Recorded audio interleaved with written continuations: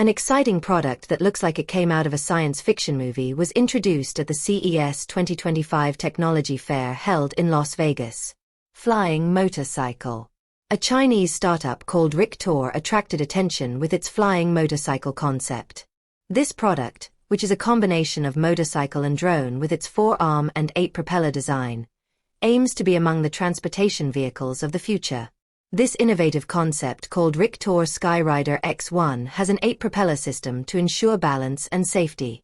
The flying motorcycle can reach a speed of 100 km per hour and stay in the air for 40 minutes with its 21 kWh battery.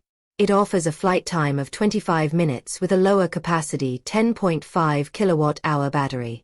Rictor states that the Skyrider X1 can take off and land automatically, and can automatically plan the most suitable route according to location and battery life. In addition, this system, which can adapt to real-time weather and environmental conditions, will automatically adjust altitude, speed and direction for efficient and safe travel. The company emphasizes that safety is the top priority in the design of the Skyrider X1. In this context, the flying motorcycle, which has a closed cabin design, is equipped with triple redundant control systems. Rictor states that a joystick option will be offered for users who prefer manual control. In addition, the vehicle can make a safe landing even if one of its engines fails. There is also an emergency parachute for the worst-case scenarios. Rictor announced that its flying motorcycle aims to be released next year and will have a price tag of $60,000.